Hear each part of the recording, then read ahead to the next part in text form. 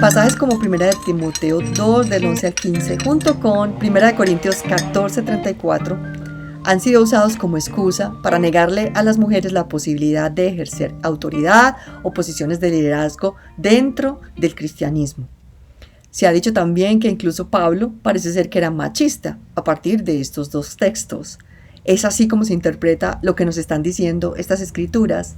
Si hay quien quisiera usar este par de pasajes de la manera que acabo de explicarlo, tendría que resolver problemas como por ejemplo el que presenta Gálatas 3:28, en el que el mismo apóstol Pablo está diciendo que no hay diferencia entre judío ni griego, ni siervo ni libre, ni hombre ni mujer, porque todos somos uno en el Mesías, y que además si somos del Mesías somos herederos según la promesa.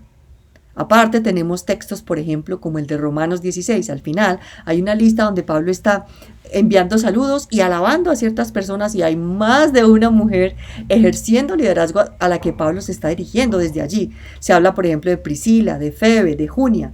Y esta Junia es un contexto bien interesante porque Romanos 16:7 está diciendo: saluden a Andrónico y a Junia, que son mis parientes y compañeros de prisión. También habían estado sufriendo por el evangelio. Dice: insignes entre los apóstoles.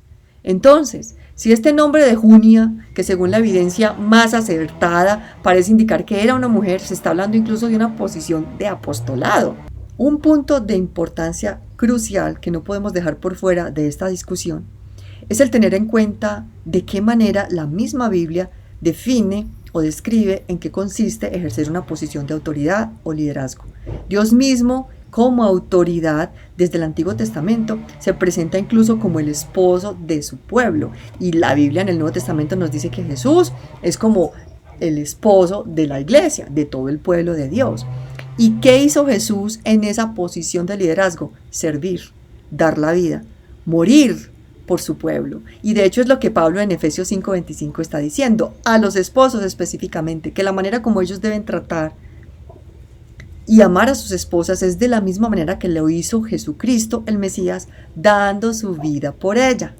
Cuando leemos una carta de Pablo en el Nuevo Testamento o cualquiera otra de las cartas del Nuevo Testamento, podemos imaginar que estamos teniendo acceso a un correo electrónico que alguien escribió para una audiencia específica. Según lo que uno va leyendo allá, se va dando cuenta qué problemas estaba tratando de solucionar el que lo escribió o por qué razón decidió hablar de esto y no de aquello.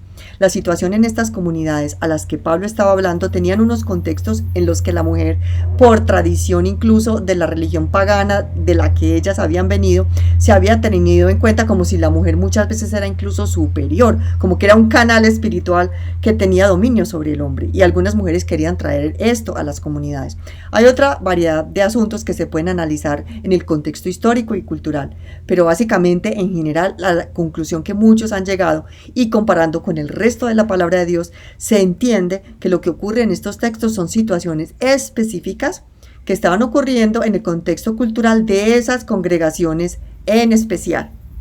Personalmente existen dos pasajes que son de mis favoritos cuando se trata de entender el diseño de Dios con respecto a la mujer desde la creación.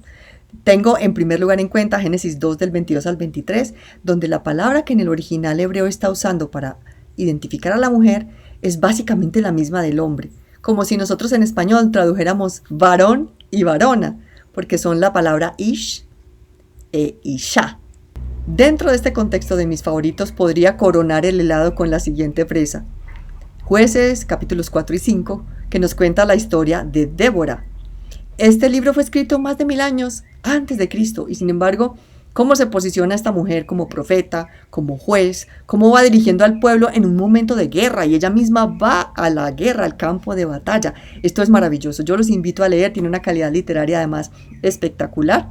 Y al final no solamente es ella la persona clave para dar la victoria que el Señor estaba trayendo al pueblo de Dios después de años de opresión, sino que está otra mujer, Jael, que ni siquiera es del pueblo de Israel y que está dando el sello final para mostrar cómo Dios puede dar la victoria a través de una mujer, a través de un hombre, y que tanto unos como los otros somos creación de Dios, somos amados por Él, y por ambos Él dio su vida para salvarnos.